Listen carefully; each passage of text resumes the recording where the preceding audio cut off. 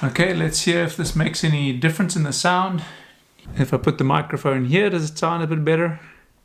Welcome back to the channel, ladies and gentlemen. Hope you are doing well. This is another review coming at you, and this is the review of the Nike Vaporfly versus the Asics Metaspeed Sky. Two amazing shoes. I've run in both of them. They're pretty good, but you won't go wrong with purchasing either of those. But let's go through the basics on these shoes, why these shoes are so different, and how you can go ahead and purchase one of these shoes correctly to make sure that you've spent your money the right direction. You don't end up buying either one of these and not enjoying them. If you're new to the channel, please think about subscribing and smash that like button for the algorithm for this video.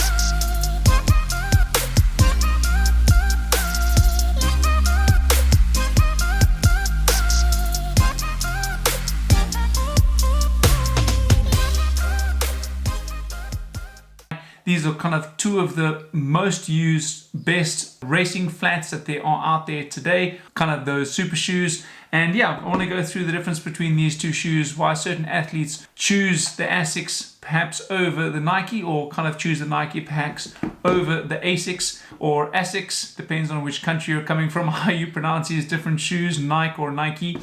And yeah, I think it's quite an exciting thing from Asics coming out with their version, or their carbon plate racing shoe. They had the Metaspeed shoe, which came out before. I did a review on that one as well. You can go ahead and watch that review if you want. Yeah, let's head on to the nitty gritty of these two types of shoes, why there's such a big change in performance of these shoes as well. And yeah, which athlete would benefit running off these certain types of shoes. Yeah, let's head on straight with this, the Nike Vaporfly. This is a very well-known racing shoe. It's won many marathon events, and the dynamic and the layup of the shoe is kind of what gives it its edge compared to some of the other shoes out there. It obviously has a carbon fiber plate that runs throughout the midsole of the shoe. The foam on the shoe is extremely soft, so the Zoom X foam on the shoe is very, very, very soft. The durability of the shoe is very, very short. It has a lot of wearing. It's got a lot of exposed rubber here in the midsole, especially in the mid part of the shoe. Very little rubber involved in the shoe, but it is one of the top racing shoes out there. The shoe, I think it's an 8mm drop for the Nike Vaporfly as well. So this shoe compared to the Metaspeed Sky, the drop, you do feel a little bit difference between these two shoes. I think this one, if I'm not mistaken, is on a 4mm drop or 6mm drop for this shoe, so I might be wrong. It's yeah, quite interesting. The shoes obviously in the same colorway or very similar colorway. This is more kind of the pinkish version of the shoe that they kind of made for the Olympics 2020, which came into 2021. They changed the color scheme of the shoe then. This is then the Tokyo edition shoe of the Asics Metaspeed. Many reviews have been done on the shoe already. Very thin upper in the shoe. A lot of people kind of tend to get blisters in the toe box of the shoe, and pulling the shoe on if you're in a triathlon is very difficult to do. It's quite a tight fit getting into the shoe, so some of the athletes will then perhaps choose the Metaspeed Sky over the Vaporfly, just on the ease of being able to get into the shoe for the triathlon, depending on the distance of the event. But the shoe is an amazing shoe. It is, many records has been set in the shoe, and that's just kind of the inaugural shoe that kind of brought about the whole carbon craze of racing shoes. Another thing about the shoe is, I would say this lends a little bit more towards the heel strikers, this type of shoe.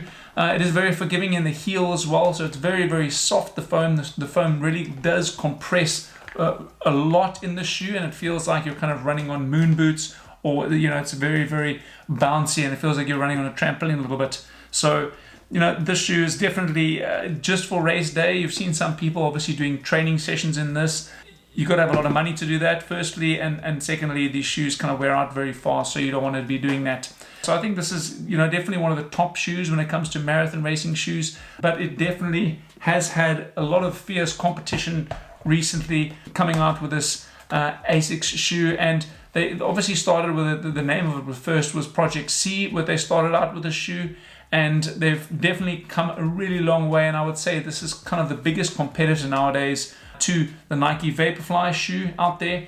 And you know, the foam on this FF Turbo Blast foam that Asics has made in the sole of the shoe is definitely the winning combination. It's a little bit firmer than the Zoom X foam from Nike, so this is a lot of a softer foam, a little bit softer foam than the Asics. They've also got obviously a carbon fiber plate in the shoe. The shoe is a lot stiffer when it comes to the flexibility and the bend of the shoe. It is a much harder shoe when it comes to flexibility, especially straight out the box. So you can see this shoe has got much more of a flick to it, and you kind of roll off the toe. Whereas this one, you're actually pushing down, and it's a lot stiffer in the toe box. So you've got more of a cadence runner in the shoe.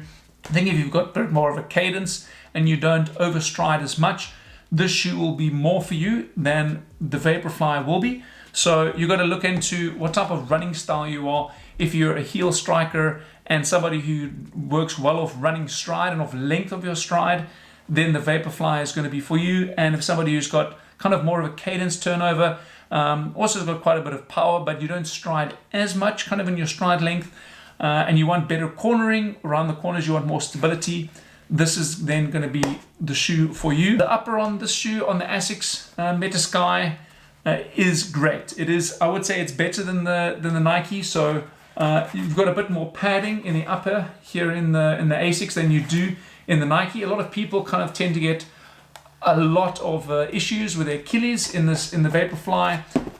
As you can see here in the top end, it is quite a hard heel collar in here, so people tend to get a lot of blisters in their Achilles. You don't get that in the Asics, and definitely the tongue and the upper on the shoe is a lot more forgiving to do with blisters and stuff. It's much more of a softer mesh and a softer material up here in the toe box, so people are getting a little bit less blisters in the Asics than they are in the Nike. The shoelaces, we have to go to the shoelaces, always quite important. These shoelaces are extremely long in the Asics. You might want to go and find a little bit shorter shoelaces for race day. You're going to have a lot of shoelaces smashing around everywhere. In the Nikes, the shoelaces are a little bit shorter, so you know that's not a deal breaker, of course, shoelaces, but definitely something you want to look to if you're looking to the shoe just for race day and not for, you know, tempo workout. So yeah, that's the upper then done. The sole, let's head on to the outsole of the shoe. There's a little bit less exposed rubber here than there is in the Nike Vaporfly in the Asics. I do like the pattern. The grip on the shoe is very, very good. So it's got a nice weave pattern here up in the forefoot. There is a big roll to the shoe. So the toe box and the roll of the shoe, when you come off the toe, it's a lot more prominent in the Asics than it is in the Nike. So you're going to feel it a hell of a lot more when you're coming off this toe box. And it almost feels like you're pushing off when you think about like on the track where they push out the blocks. It really, really does feel like that. And this shoe is definitely more aimed at cadence runners, somebody who doesn't overstride as much, because you'll notice that this is a very, very stiff carbon plate in the shoe. It doesn't flex as much as in the Nikes, and that's going to be definitely suited for somebody more that's got a cadence and less of kind of an overstrider, or somebody who tends to land further ahead of their body. A very great shoe. A lot of athletes are kind of going towards this. This is also really good for technical courses. So if you have a course that's got a lot of corners in and things, as I said, this shoe doesn't sink in as much. So if you pronate or anti-pronation, the shoe is a little bit better. It's a little bit more stable underfoot than the Nikes are. Overall, really is a great shoe. For me personally, I prefer the Nikes. It's a softer shoe. I tend to, have a longer stride length as well, so this shoe works better for me. People work differently with these shoes, I hope you enjoyed this review. If you did, or you have any things to say about this review, or some things in these shoes that you like or dislike, please head on down to the comments section and let me know how you feel about these two shoes. They're quite controversial shoes, it all depends on what type of person you are, what type of runner you are. But you won't go wrong with purchasing either of these shoes. They really are great shoes. If you're a triathlete, make sure to go out and run in them without socks on. If you're doing a shorter distance triathlon, if you're doing a longer distance triathlon, you'll usually wear socks, so you would have less problems when it comes to blisters and those things. If you enjoyed this review, please remember to go ahead, smash that like button and subscribe to this channel if you have not done so already. Cheers everyone.